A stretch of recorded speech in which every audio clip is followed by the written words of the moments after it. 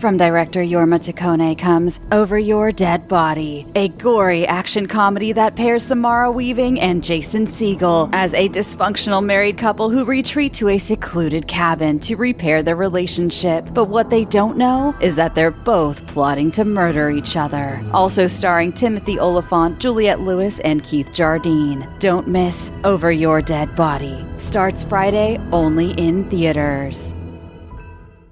Hello, dear listeners. Do I have a doozy of a bonus for you?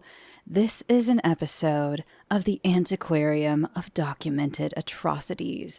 The story you're about to hear is true. And I have been told by the creators, fair warning, it's a really brutal case. So I wanted to give you a heads up. If you'd like more of this show after you hear this episode, which you definitely will, you can find it anywhere you get your podcasts, and one great thing about this show is that they donate a portion of their proceeds to the National Center for Victims of Crime. So please enjoy this episode of the Antiquarium of Documented Atrocities.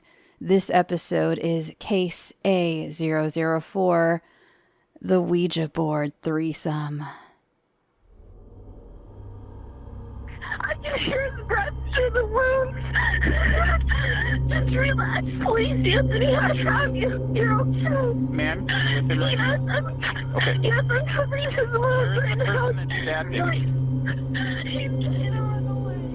Just after midnight, on August 13th, 2020, 3 young adults gathered on the floor of a 100-year-old house in Spokane, Washington.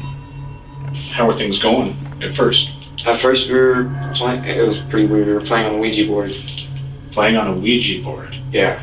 Okay. And Anthony was talking about how he wants to summon a demon into the house, even though he thinks the house is full of good spirits, and summoned a named Zozo or whatever. He was like begging for Zozo to come and be there. And I asked it a couple things and got some interesting answers.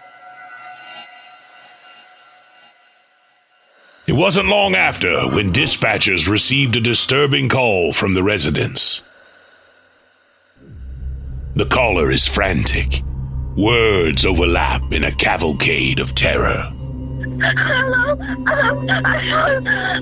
Someone stabbed me at my house. What, ma'am? I barely hear you. What's going on there? Please don't do this to me. Ma'am, what is the location? Oh my God.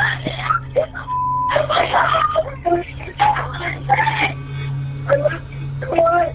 Hello, sir. Ma'am. Hello, is anyone there? Yes, ma'am. This is 911. Where are you at right now? Please keep him stabbed multiple times. He's not breathing well. Haley, do you know I can hear his breath. His name is Edward Martinez. Edward Martinez. And is it your boyfriend that stabbed? My boyfriend stabbed my ex-husband. He can hardly breathe. Okay. I really need medical assistance. Yeah, we're getting there, okay? Police arrived to find Anthony Brines nude on the bedroom floor, covered in blood. 19-year-old Edward Martinez is on the run. Tonight's case file follows a night of fun that got way out of hand. Oh my God! Haley, look at me, okay? Haley, don't look over there. What you are about to hear describes real events, some of which may be unsettling. Listener discretion is advised.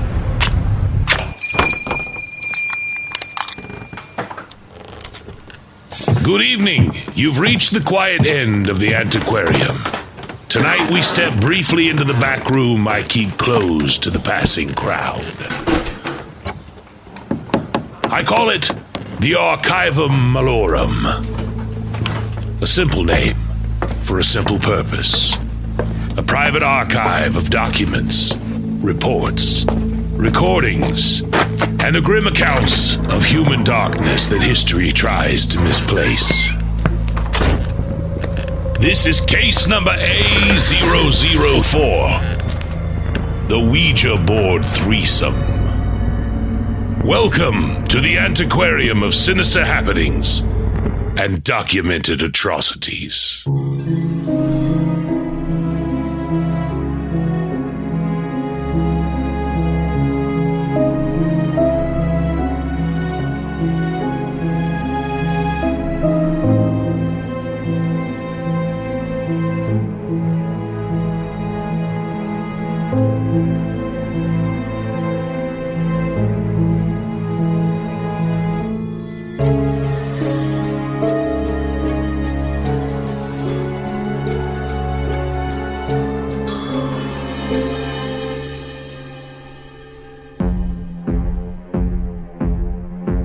The earliest confirmed timestamp in the case is not a knife, or a scream, or a struggle.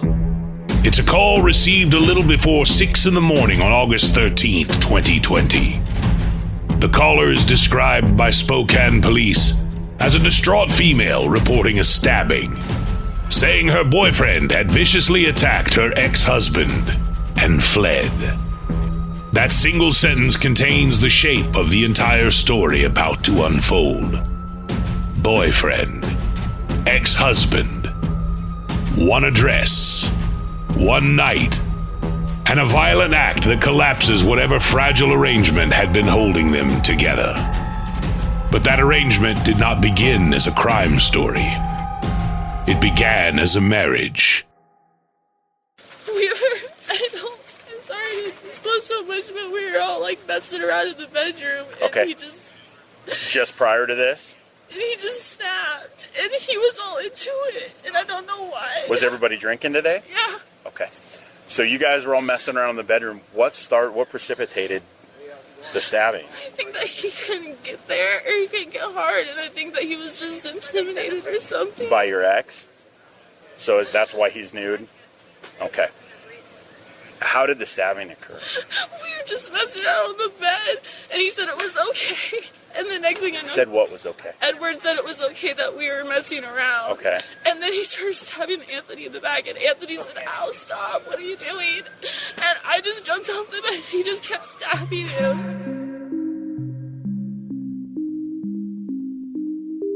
Haley Davis and Anthony Brines, a corrections officer, were married and living in Spokane.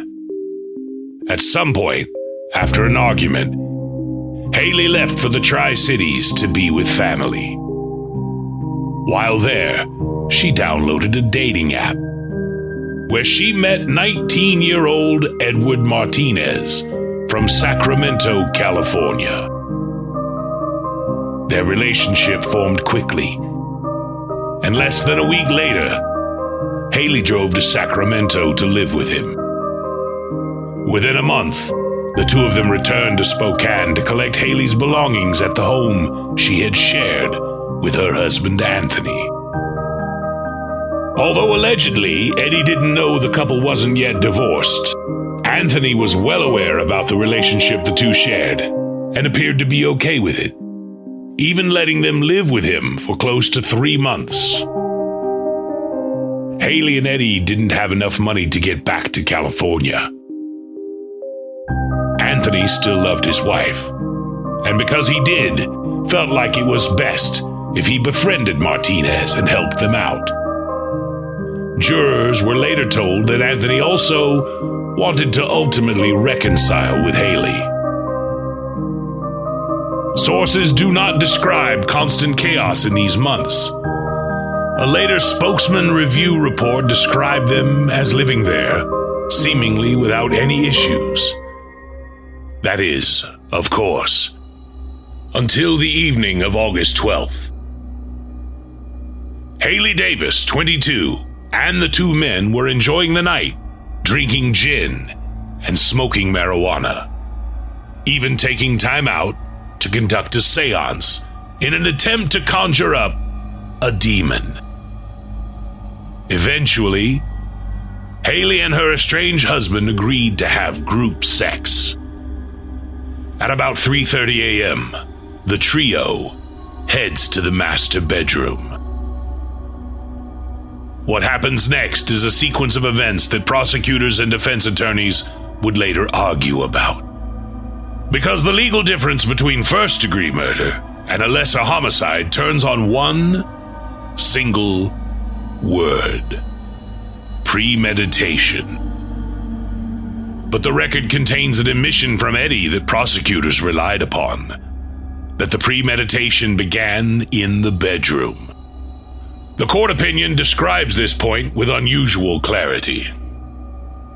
Davis and Martinez began having sex, but according to her, after experiencing some performance difficulties, Martinez decides to leave the festivities to use the bathroom. He returns and proceeds to watch Davis and Brines engage in intercourse. Haley stops and approaches Eddie again, trying to get him involved. Haley is concerned when Eddie begins what she describes as maniacal laughing.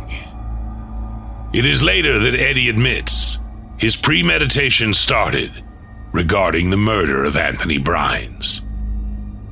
He himself confesses to the detective that he was, quote, smiling and laughing at her in a really fucked up way, end quote. And that he does this when he gets sadistic. In other words, the decision is not described as something that arrives after the fact or as an interpretation placed on him by investigators. The record reflects him giving it a name. The court opinion then describes an interval that becomes central. Martinez thinks for a moment. He told investigators during questioning that he started to feel a deep anger inside, just building and building. He decides he needs to find a knife and leaves the bedroom again. It's like a light switch. That was the scariest thing I ever saw. When Eddie gets back, he sits on the end of the bed and suggests Davis and Brines change positions. Haley gets on her hands and knees facing the headboard, with Anthony behind her. When they resume intercourse, Eddie approaches and begins to stab Anthony in the back. Anthony yells at him to stop, when Eddie then pushes him off the bed and continues stabbing him in the chest. How many times do you think he stabbed him? Oh God, so much. Probably before I thought he was like punching him out first. It was probably 15, 16 times between the back and the chest. I could literally hear each of the holes like gasping for breath in his lungs. All in all, Brines sustained 20 separate stab wounds, 14 to the chest and abdomen, 5 to the back, and 1 to the right arm. He suffers injuries to several organs, including both lungs, the liver, spleen, and large and small intestines. Haley immediately calls 911, throwing her phone under the bed so that Eddie couldn't disconnect the call. Eddie grabs her by the wrists and throws her on the mattress, telling her to get her belongings and go with him to California, saying, "You never loved me, did you?" And, "I fucking killed him." He flees before officers arrive, leaving the bloodied knife in the living room on top of the fireplace mantel. Despite medical intervention and emergency transport to the local hospital, Anthony does not survive. Meanwhile, while the scene is still active and a perimeter is established, a canine team tracks down Martinez after a citizen tip comes in with a location. I've got a caller on the other line whose son called them from Spokane, Washington, saying he was running for his life. Is this the correct phone number? He's in Spokane, yeah. Yeah, okay, let me bring her on. Okay, ma'am, you're connected with Spokane Police. Go ahead. How long ago did your son call you? At 7:08. So about 5-7 minutes ago. And he said he was running for his life. Did he say where he was at? That's what he told us, and he said he's at the 1500 block of Wesley Avenue there in Spokane, Washington. There's a park near there, and he was walking in there, running in an alley, and saw some stranger and asked if he could use the phone. He is taken into custody without incident and brought to the detective's office to be interviewed. Coming up, the moment questioning stops, followed by a single sentence that reopens the door. Welcome to the Antiquarium of sinister happenings and documented atrocities. The Ouija board threesome.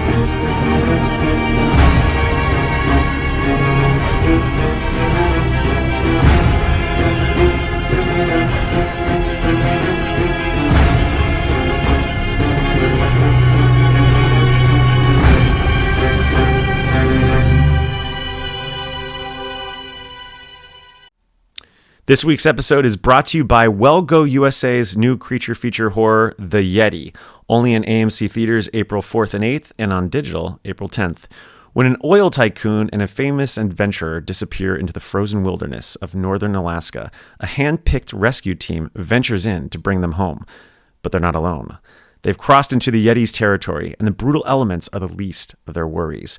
Packed with blood-splattered suspense, a towering beast, and gruesome practical effects, The Yeti is a throwback to the glory days of monster movies. Starring Brittany Allen, Eric Nelson, Jim Cummings, William Sadler, and Corbin Bernstein. Don't miss it. The Yeti, only in AMC theaters April 4th and 8th, and on digital April 10th. You know, I often say this podcast is a one-man show, but longtime listeners know that's not true. I have a boss, one that micromanages me every single day. She even has the audacity to sit in my lap while I do my work. That's right. Her name is Clara, and she's my cat. Claire and I have been through a lot over the last few years, so now that we're stable and chill, I want nothing but the best for her. I would do anything for her. Even let her drive my car, but she can't reach the pedals, so I do the next best thing. I give her Smalls fresh cat food. Heck, since the last time I spoke to you guys, I even got my parents' cats eating Smalls treats and licks. So Clara is not only beautiful and a tyrant, she's also an influencer, spreading the good word of Smalls to her cousins. As she should, because Smalls fresh cat food is protein-packed recipes made with preservative-free, 100% human-grade ingredients you'd find in your fridge, and it's delivered right to your door. That's why Cats.com named Smalls their best overall cat food. For a limited time, you get 60% off your first order, plus free shipping when you head to smalls.com/scare. Starting with Smalls is easy. Just share info about your cat's diet, health, and food preferences. Then Smalls puts together a personalized meal plan for your cat. No more picking between random brands at the store. Smalls has the right food to satisfy any cat's cravings. Clara's even started this fun new thing where she wakes me up in the middle of the night for treats, and as the sun rises to give her breakfast. So stop guessing which meals will upset their stomach. For a limited time, because you are a Scare You to Sleep listener, get 60% off your first order plus free shipping when you head to smalls.com/scare. One last time, that's 60% off your first offer plus free shipping when you head to smalls.com/scare. Before we return to the Archivum, a matter of public safety. The FBI is seeking information on the whereabouts of Joe Matthew Constance. He is said to have been last seen forcing his way into his estranged wife's residence in Calcasieu Parish, Louisiana, on June 5th, 2011, threatening to shoot two of the occupants and physically assaulting another one while demanding to know her whereabouts. When he located her in another area of the home, he allegedly shot and killed her before fleeing the area. He is wanted for first-degree murder, aggravated assault, and aggravated burglary. Joe is a white male born in 1967, 6'2", 190 to 220 pounds. He has a tattoo on his left arm and a mole on his neck. He should be considered armed and dangerous. If you have information on his whereabouts, Contact your nearest FBI field office or submit a confidential tip at tips.fbi.gov. Do not approach this individual. Now, back to the Archivum.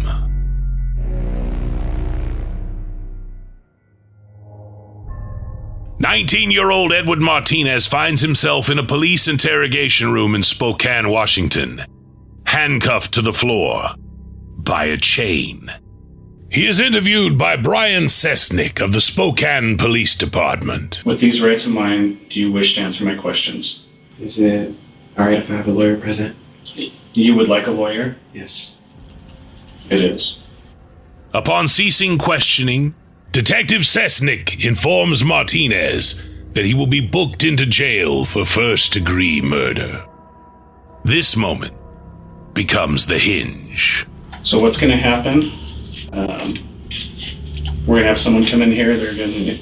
We're seeking a search warrant to get photographs, buccal swabs, which is your DNA. They'll be in here. When that's done, you're going to be booked into jail. You're going to be charged with first-degree murder. Okay? He's dead. He is dead. You killed him. If you change your mind and decide you want to talk to me about this, you can always send a kite. Yeah, I don't need a lawyer. Forget that. I know what I did, and I'm not going to deny it. Eddie waives his rights and begins to talk. The trial court finds no threats, coercion, or promises, and concludes his waiver is voluntary. All further statements he makes are now admissible. The Court of Appeals later affirms. From there, the factual narrative of the homicide becomes fused to Martinez's own recorded account, as the court opinion cites specific timestamps from the interview exhibit when describing his admissions.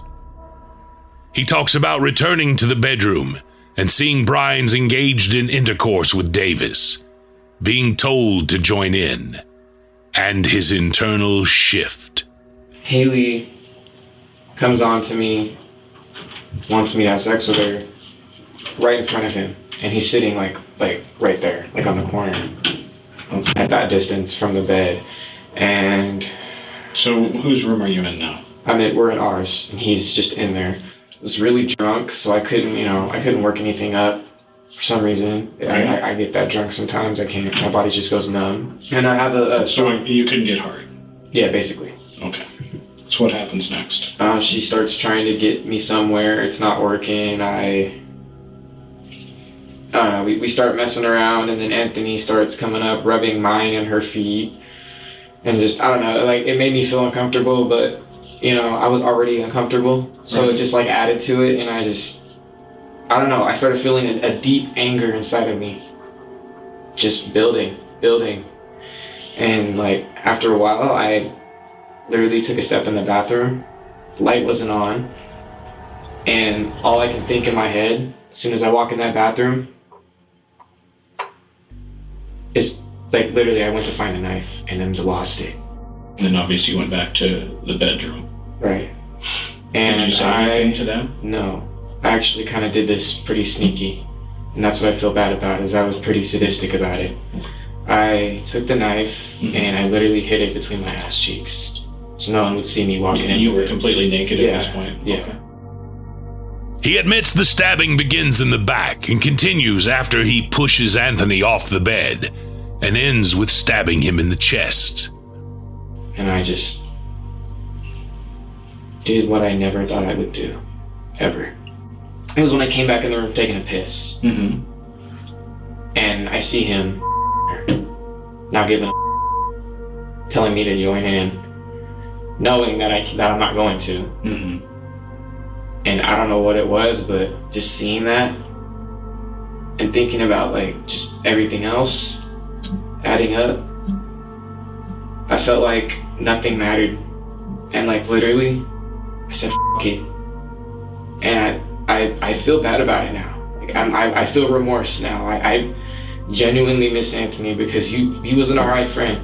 I don't know what drove me to take his life. I couldn't stop.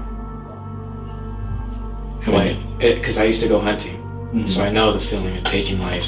I used like whenever we get a deer, the dog would go fetch it and it wasn't quite dead. When you shoot it with a shotgun, brings it back. I had to snap the necks of them, and that actually gave me a rush. It was pretty gnarly. I haven't gone hunting in so long. Crucially, he identifies the start of premeditation as occurring in the bedroom, before the weapon is achieved. This is the spin prosecutors later frame as choice. A decision. A pause long enough to form intent. Followed by movement. Out of the room, into the living room, and back again. After the interrogation, he took time to write a letter to his girlfriend to apologize. According to court records, it included, "Hey babe, I'm not gonna see you for a while. I fucked up. I ruined our lives."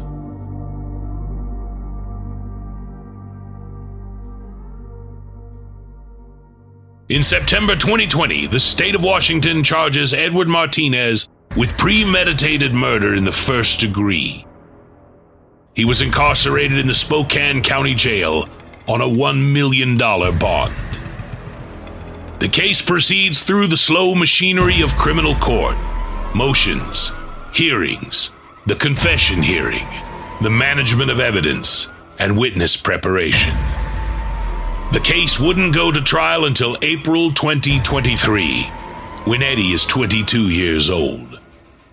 The jury hears the state's theory and the defense response.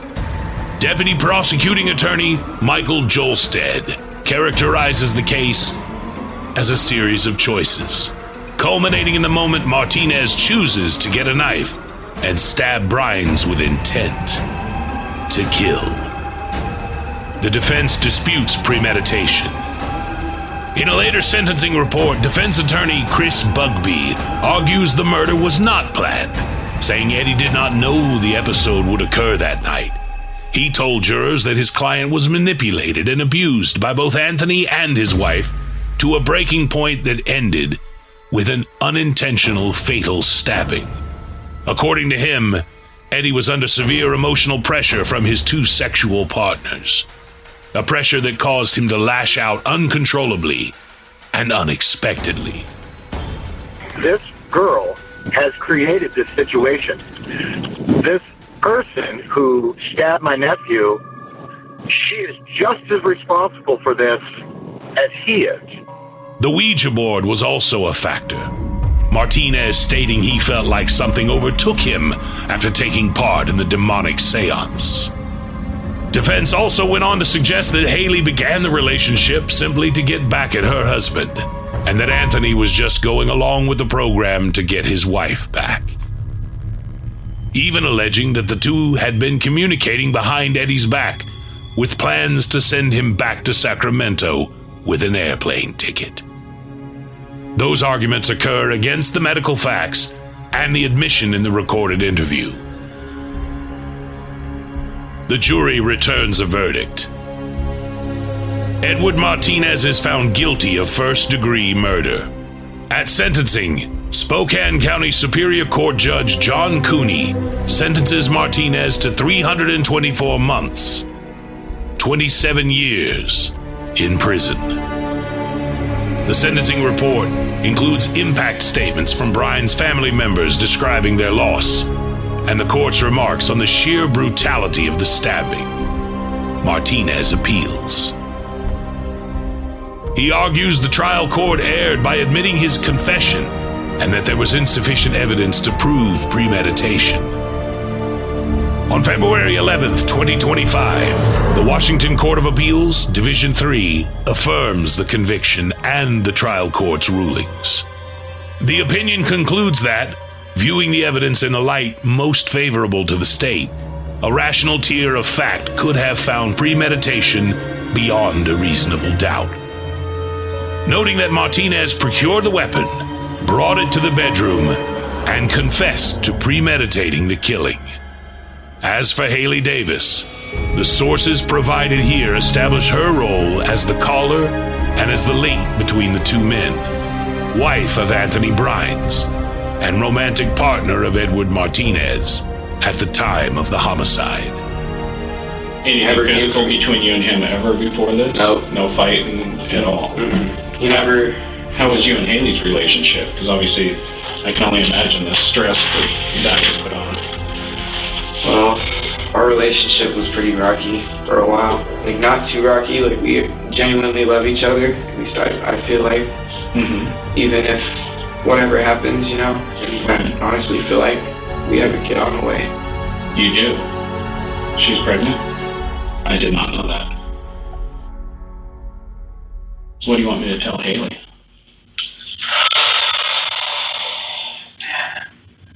It's just a lot. Is it possible if I can write her down a letter or something? Absolutely. I'd rather just do that.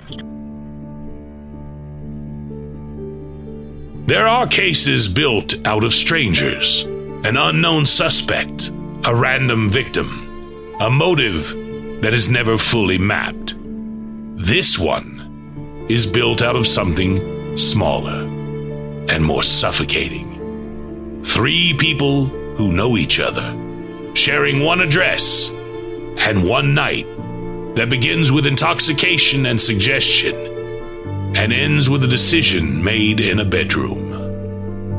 What remains in Spokane is a name, Anthony R. Brines, and the plain arithmetic of time. 25 years lived, and an absence that does not diminish with sentencing dates or appellate opinions. For tonight, that is as far as the record will take us. I'll close the folder on this case, return it to its place in the Archivum Malorum, and lock the door behind us. Out there, caution is its own kind of protection. Walk wisely. Until next time. I'm not gonna see you for a while. I'm supposed to be a dad. I'll never love you again. I really hope I'm out of here in 9 months. I don't want my kid to do the same thing I had to go through. Why did I follow my dad's footsteps? The Antiquarium of Sinister Happenings and Documented Atrocities. Case number A004. The Ouija Board Threesome. Narrated by Stephen Knowles. Written and produced by Trevor and Lauren Shand. A presentation of Bloody FM. This program contains brief excerpts of audio from third-party sources, including archival broadcasts and interview material. These excerpts are used solely for purposes of commentary, criticism, analysis, and reporting, and are incorporated under the principles of fair use. All rights in the original recordings remain with their respective copyright holders. The stories presented here are based on real events. While we research each case thoroughly, some details may be incomplete or dramatized in the telling. We intend no disrespect toward victims or their families. A portion of proceeds is donated to the National Center for Victims of Crime, an organization supporting individuals, families, and communities harmed by crime. For more, visit victimsofcrime.org. Email documentedAtrocities@gmail.com. Follow @DocumentedAtrocities on Instagram. For ad-free episodes and to support the show, go to patreon.com/documentedAtrocities. Imagine a city unlike any other, simmering 300 years in a raucous gumbo of debauchery versus devotion. Catholicism. Confession is anonymous. Versus voodoo. I think I done made a deal with the devil. What you call life. And what I call death. It's a mysterious crossroads where the denizens of this world and others. He is a trickster, and I'm sure whatever he brought back from the world of the dead was a one-way trip. Collide daily. And for Detective Frank Dupree, I will see you in there. and Nikki Goodluck, this will be a dark ride. Welcome to New Orleans, babies. Listen to Something Wicked on Spotify, Apple Podcasts, or wherever you enjoy listening.